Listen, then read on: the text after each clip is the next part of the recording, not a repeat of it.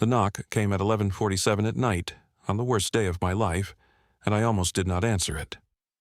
I was sitting on the edge of a sagging mattress in room 14 of the Liberty Inn Motel on Route 65 in Sewickley, Pennsylvania. The TV was muted on a baseball game I was not watching. My wedding ring was gone. I had sold it 8 months ago at a pawn shop on Ohio River Boulevard for $1,800. My work truck was gone. A 2019 Ford F-250 with my company name on the door panel, Ainsworth Custom Homes, had been driven off my driveway by a buyer named Eduardo last week for $48,000 cash. My house was gone. The house I had built myself, room by room, over 12 years, with my own hands. Sold 3 months ago. The new owners moved in tomorrow morning. My family was gone. The judgment had come down at 4 p.m. that afternoon. My wife had primary custody of our 2 children. I had visitation every other weekend. Half of my remaining $9,200 in checking would go to her, plus 35% of my future contracting income for the next 3 years. My wife, Imogen, had survived stage 3 invasive breast cancer. I had paid for her survival with everything I owned. And now, 4 months after she was declared cancer-free, I was sitting in a motel room with a duffel bag at my feet and the smell of stale carpet in my nose. The knock came again. I did not have any friends left who would knock on my motel door at midnight. My brother died in Iraq in 2007. My father died of a heart attack in 2014. My mother died of complications from diabetes in 2019. My one sister lives in Phoenix, and we have not spoken in 2 years over a stupid argument about my mother's wedding china. My apprentice, Colton, was at his own family's house this weekend. My contracting clients, the few who still owed me money, would not come to a motel. I got up, I walked to the door. I looked through the peephole. There was an old man standing in the parking lot under the yellow security light. He was wearing a Carhartt jacket, the same kind I wore on job sites. He had on steel-toed boots. He was about 5'6", weathered face, gray hair under a Pittsburgh Pirates cap. I had not seen him in almost 5 years, but I knew him. I opened the door. Earl Mathers was 67 years old, 41 years as a union pipe fitter before he retired in 2019. Father of my best friend in the world, Brody Mathers, who fell from scaffolding on a job site in October of 2009 and died at the hospital that same evening at the age of 27. I was the one who had been with Brody when he fell. I was the one who had ridden in the ambulance. I was the one who had told Earl, in the hospital waiting room at 11:14 p.m. on October 18, 2009, that his son was gone. That was 16 years ago tonight. October 18th, I had not realized the date. Earl looked at me for a long moment. "Wendell, today is 16 years to the night since I lost Brody. I have been waiting all week to come find you. I waited until tonight on purpose. I figured if I was going to make good on a promise to my dead son, I might as well do it on the day he died." I could not speak. He continued, "I heard about everything. I am sorry I waited so long to come." He pulled a folded piece of paper out of his jacket pocket. "This is the deed to my son's old house. The one on Beaver Road. You remember it? It's paid off. I have not been able to sell it for 16 years. It has been mostly empty. It needs work." I stared at the paper. "Earl, I want you to live there. Free. Indefinitely. In exchange for slowly fixing it up the way you and Brody used to talk about doing back when you were both 25 years old and you were going to buy it from me one day and start a family in it together." I felt my legs go weak. I leaned against the doorframe. "I cannot accept that, Earl. You can, and you will, because Brody would have wanted it. Because I have been alone in that big house since Marie died 6 years ago, and I need a reason to drive up that road again. And because there is something I need to tell you that I have been waiting 16 years to tell you." "What?" His voice got quieter. "My son told me, 2 weeks before he died, that you were the only person in his life who ever made him feel like he was worth a damn. He said you were his brother. He said if anything ever happened to him, he wanted me to look out for you. I have been a coward, Wendell. I should have come to your wedding. I should have come to the hospital when Imogen got sick. I have been a coward for 16 years. I am here now." I did not say anything. I could not. Earl stepped forward. He put his hand on my shoulder. Get your bags, son. We are not staying at this motel tonight. I packed in 3 minutes, 2 duffel bags, my toolbox from the corner of the room, my contractor's license folder. I followed Earl out to his Ford F-150 in the parking lot. It was a 2008 model with 240,000 miles on it. The same truck he had driven when Brody was alive. He drove me 5 miles up Beaver Road. Brody's old house was a 3-bedroom brick ranch built in 1962. Detached garage, half an acre. Maple trees in the front yard that had to be at least 60 years old. I had been to that house maybe 100 times when Brody was alive.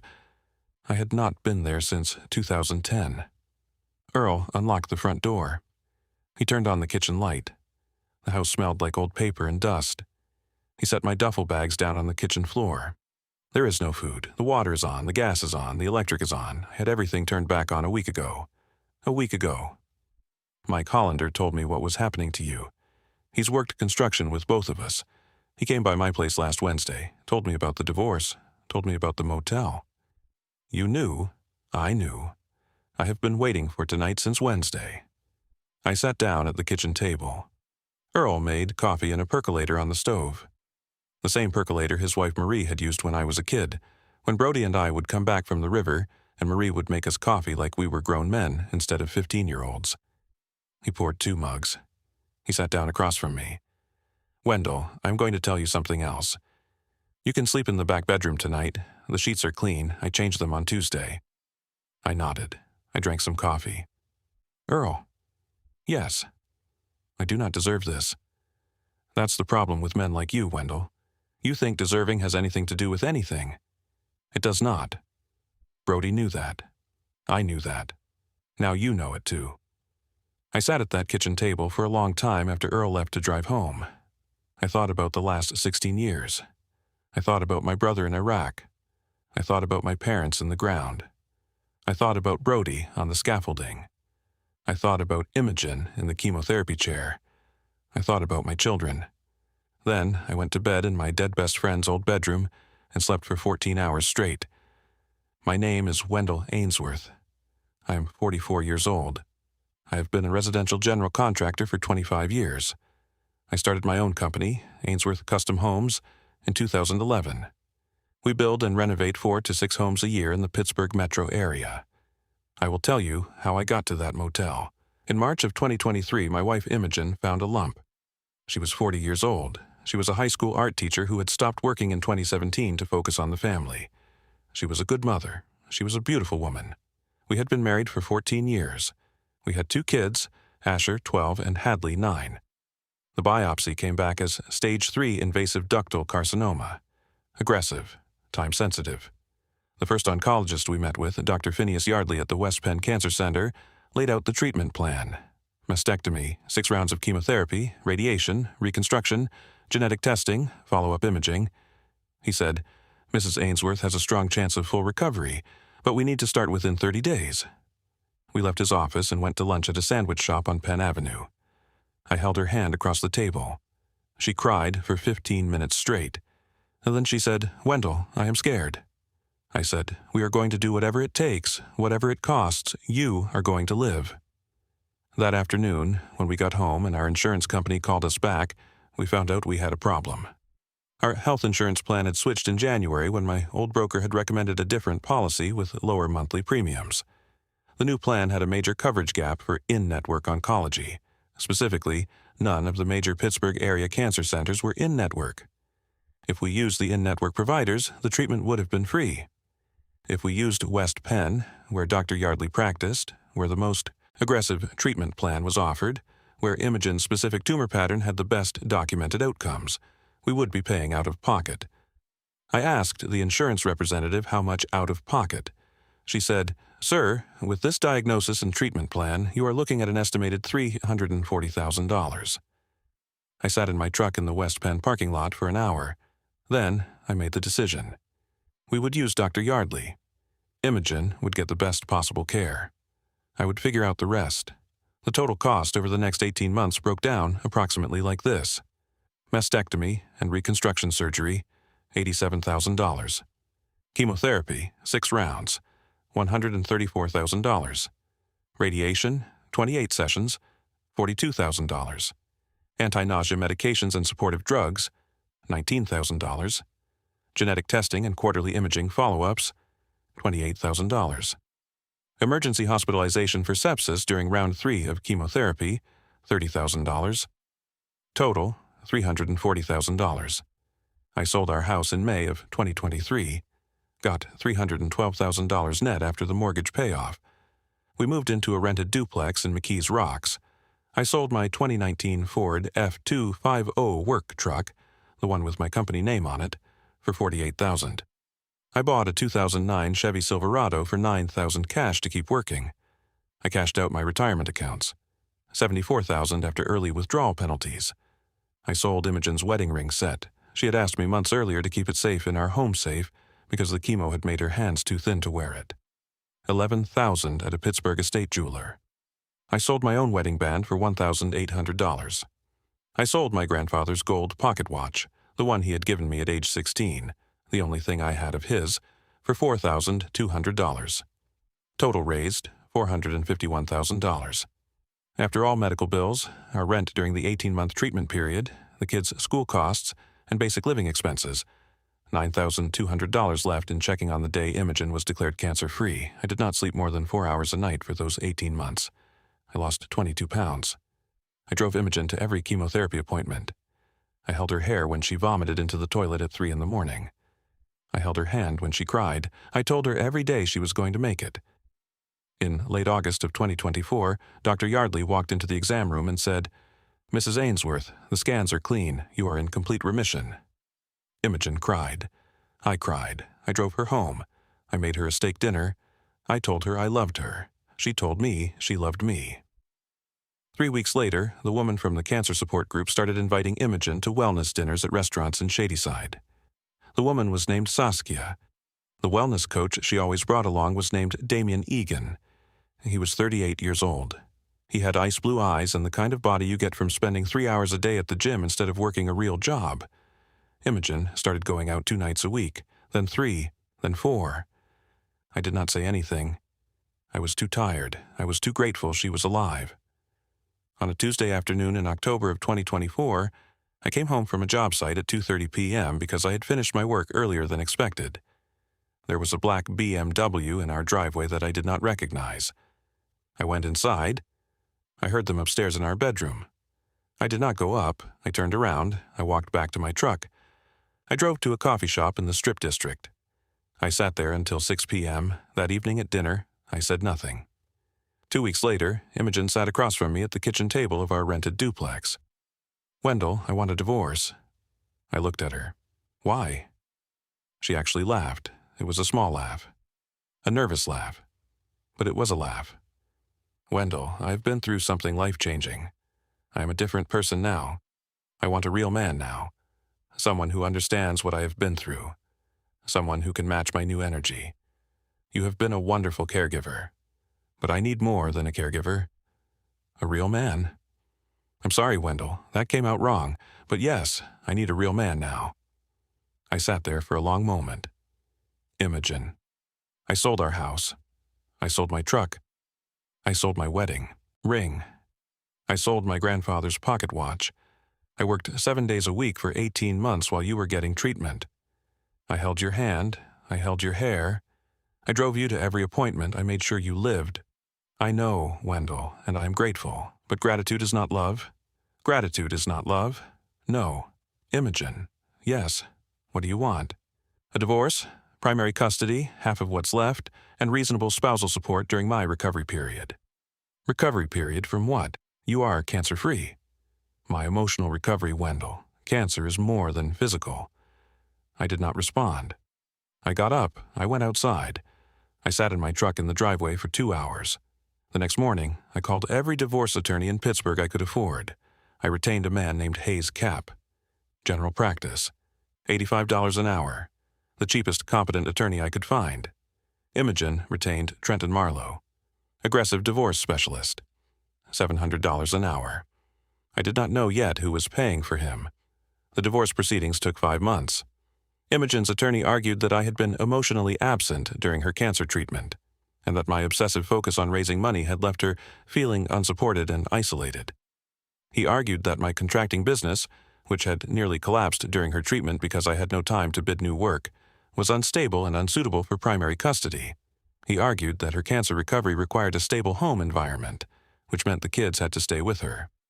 The judge, Honorable Judith Carmichael, overworked Allegheny County Family Bench, 26 years on the job, ruled largely in Imogen's favor. Primary custody to Imogen. Visitation every other weekend for me. Half of my remaining liquid assets, $4,600, to her. 35% of my future contracting income for the next 3 years as rehabilitative spousal support. The decree was signed on October 18, 2024. I drove from the courthouse to the Liberty Inn Motel at 4:30 p.m. that afternoon. I checked in for one night. I sat on the edge of the bed for 7 hours. Then a knock came at the door. I lived in Brody's old house for the next 6 months and slowly came back to life. Earl drove up Beaver Road every Tuesday and Thursday afternoon. We replaced the rotten porch boards together. We refinished the hardwood floors in the living room. We painted the kitchen. We rewired the basement. We worked at the speed of 2 men who had nowhere else to be, which we did not. Earl brought meals from his own kitchen, beef stew, pot pie, things Marie used to make. He talked about Brody, I talked about Imogen. We did not always agree on what to do, but we always finished the conversation. In November, Earl sat me down at the kitchen table. "Wendell, I have $84,000 in a savings account at PNC.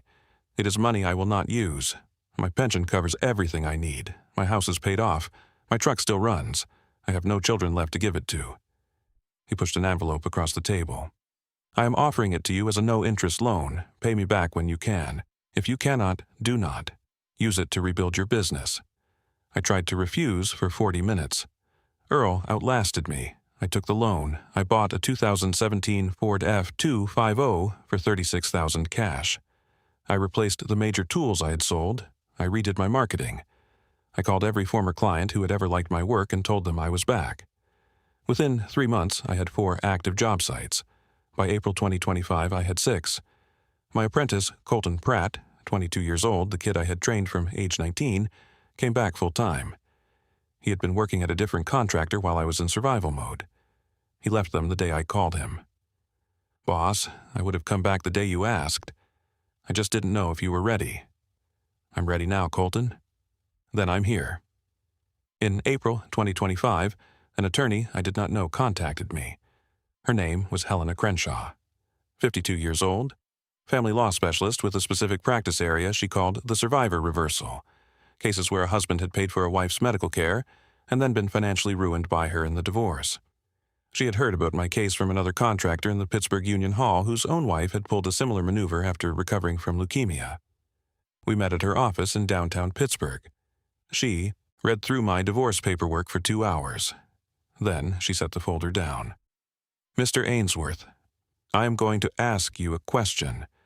I want you to think about it before you answer." "Okay. During your wife's treatment, did anyone in her family, parents, siblings, friends, church members, give her or your family money to help with the medical bills?" I thought about it. Her mother gave her some cash. I do not know how much. She would come by every couple of weeks with envelopes. Imogen said it was a few $100s at a time. And her church. Her church did a fundraiser in the summer of 2023. They raised, I think Imogen said, about $10,000. Plus, people from her old teaching job sent cards with money. "Did this money go into your medical bills account?" Imogen handled it. She said yes. "Did you ever see deposits in the account that matched these amounts?" I sat with that. I had been working 7 days a week for 18 months. I had not checked the medical account. Imogen had handled the day-to-day finances during her treatment because she was home, and I was on job sites. "I do not know." Helena nodded. "I want to do an asset trace. I want to subpoena her bank records. I want to talk to her mother and her church members. I have a hunch." "What kind of hunch?" "The kind that has been right in 11 of the last 14 survivor reversal cases I have run." "What do you mean?" "Mr. Ainsworth, some women, when they go through cancer treatment that their husband is paying for, divert the supplemental cash gifts and donations they receive into hidden accounts. They let the husband sell everything while they squirrel away tens of thousands of dollars for their post-divorce life. It is technically not always illegal. But in Pennsylvania, if the donors specified the funds were for medical purposes and the recipient diverted them while the spouse was selling marital assets to pay the same medical bills, it can constitute financial fraud during the marriage, which can be grounds to reopen the divorce settlement. I stared at her. You think Imogen did that? I do not know yet. I think it is worth finding out. I thought about it. What does it cost me? My fee is on contingency. I take 25% of any recovered assets. If we recover nothing, you owe me nothing. Do it. Helena ran the asset trace for 6 weeks. In June of 2025, she called me. Wendell, come to my office. I have something to show you. I drove downtown. I sat across from her. She slid a folder across the desk. During the 18 months of her cancer treatment, your wife received approximately $52,000 in cash gifts from her mother, Cordelia Sundstrom. Her mother kept records, cashed checks at her own bank, with the words "for Imogen's medical bills" written in the memo line. Your wife deposited none of that money into your joint medical account. She opened a separate account in her maiden name at a different bank in October 2022, 5 months before her diagnosis. She put the cash in there. 5 months before her diagnosis. Yes. The account was already open before she got sick. I want to flag that for you. Whatever was going on in your marriage, your wife was already preparing for some kind of financial separation before she got cancer. The cancer accelerated whatever she was already planning. I sat with that. What else?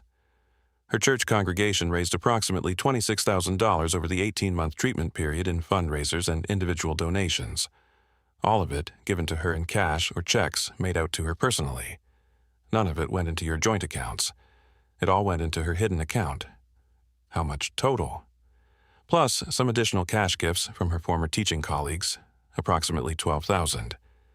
Plus some smaller cash transfers I am still tracking, total hidden during the treatment period, approximately $90,000. The exact figure once we complete discovery may be a few thousand higher. I closed my eyes. $90,000. $90,000 that was specifically designated for her medical care, given by people who were trying to help your family, hidden by her in a separate account while she watched you sell your house, your truck, your wedding ring, and your grandfather's pocket watch. Helena? Yes. What can we do? We file a motion to reopen the divorce. Settlement based on financial fraud during the marriage. Pennsylvania law treats deliberately concealed assets as a form of marital fraud. If the judge agrees, the original settlement gets vacated. We renegotiate from scratch, this time with the truth on the table. And the custody. That is the bigger hammer, Wendell. A pattern of financial dishonesty during a marriage is relevant to the parenting evaluation. If we can show your ex-wife concealed $90,000 from you while you were saving her life, that is going to matter to a guardian ad litem. I sat there for a long time. Helena? Yes. Run it. The legal proceedings took 5 months. Helena filed the motion to reopen in early July 2025. Imogen's attorney Trenton Marlowe tried to deflect. He argued the cash gifts were personal gifts to Imogen, not marital assets. He argued her mother's intentions were ambiguous. He argued the church donations were spiritual gifts and not subject to disclosure. Helena countered with the donors' written statements, every single one of which said the money was specifically to help with Imogen's medical bills. Then Helena did the move that ended the case. She subpoenaed Cordelia Sundstrom, Imogen's own mother, to testify. Cordelia was 68 years old. She had been quietly disapproving of her daughter's choices for years. She had loved me through the cancer treatment because she watched what I did. She had told her daughter, in March of 2025, that what Imogen had done in the divorce was shameful. Imogen had stopped speaking to her mother in April. By July, Cordelia was angry. When the subpoena arrived, Cordelia called me before she called her own daughter. Wendell, I am going to tell the truth. I am sorry. I should have told you years ago. The hearing was on August 14, 2025. Allegheny County Family Court, Judge Carmichael presiding, the same judge who had granted the original divorce. Cordelia took the stand. She wore a navy dress and pearl earrings.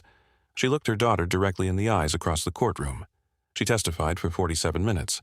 She produced canceled checks, bank deposit records, a handwritten log she had kept from March 2023 through August 2024 of every cash gift she had given her daughter, with dates, amounts, and purpose. She testified that she had given Imogen $52,000 over 18 months for the express purpose of helping with the medical bills, specifically because Wendell was going broke. She testified, "I gave my daughter the money to help her husband, to help my son-in-law, to help the man who was selling his life to save my daughter's life." She told me every time that the money was going into the medical account. I believed her. I had no reason not to. She was my daughter. She paused. "I believe my daughter is a good person who did a very bad thing. I love her. I do not approve of her." Then she stepped down. Imogen could not look at her. The hearing concluded with Judge Carmichael ordering full discovery on Imogen's hidden account. The discovery confirmed everything. $91,400 deposited over 18 months into the hidden Imogen Sundstrom account at a First Penn bank. None of it spent on medical bills. Most of it still sitting in the account in August 2025 as a nest egg for her post-Wendell life. In September 2025, Judge Carmichael issued the revised ruling. The original divorce settlement was vacated. Imogen was ordered to repay $91,400 to me, plus my legal fees during the original divorce, $14,200. Eliminate the rehabilitative spousal support requirement entirely. The judge found her financial deception during the marriage voided that claim. Submit to a custody review by a court-appointed guardian ad litem. The custody review was the bigger hammer. The guardian ad litem, a 55-year-old woman named Constance Olafson, who had been doing this work for 22 years, interviewed both parents, both kids, both grandmothers, both teachers, and Damien Egan. She found Imogen had been telling Asher and Hadley that Daddy abandoned us when Mommy was sick. Both kids, 14-year-old Asher and 11-year-old Hadley at that point, knew this was a lie. They had seen me at every chemo appointment, every hospital stay, every late-night vomiting session. They had watched their father's hands shake from exhaustion at the dinner table.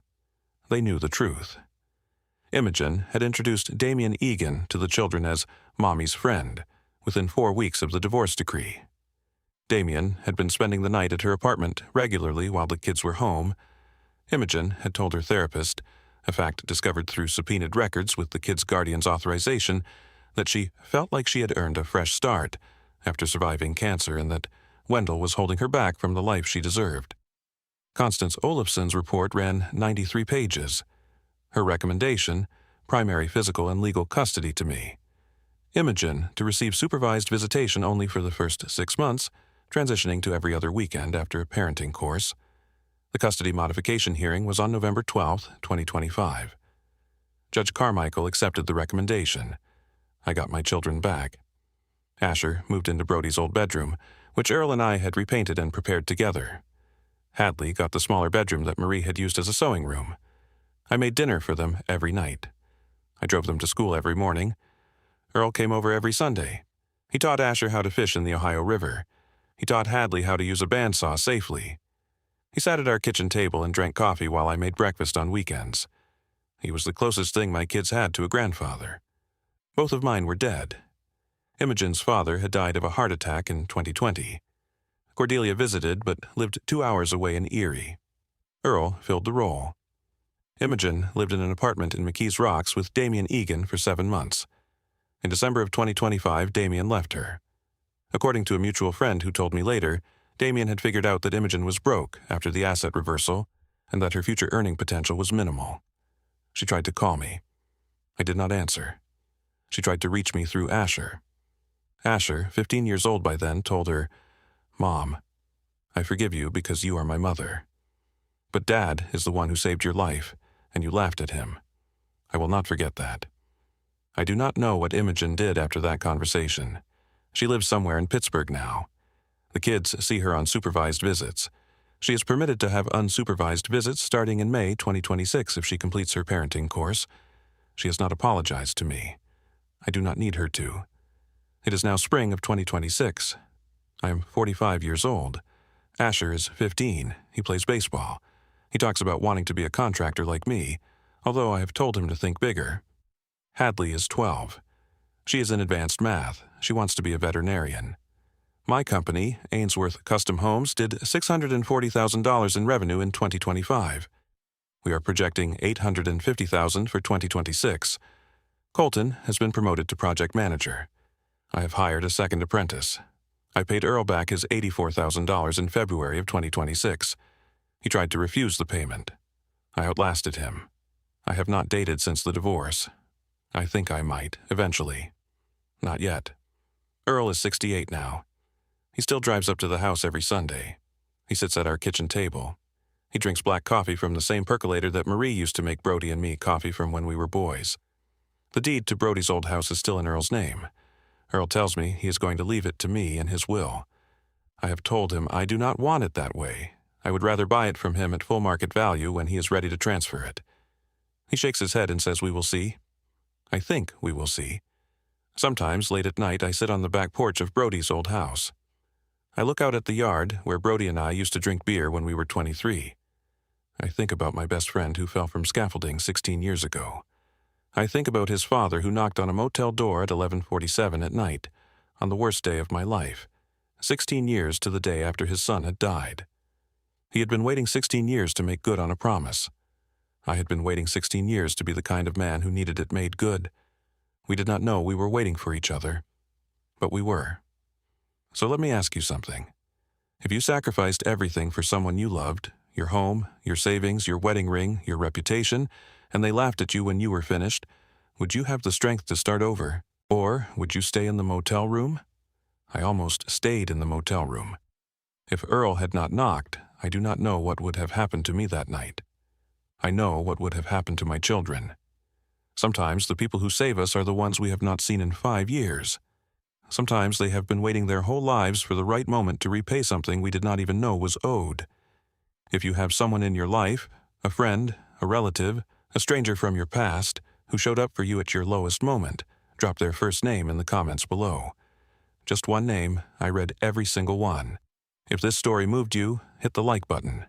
Share it with someone who has been broken and rebuilt. Subscribe, turn on notifications. I will see you in the next one.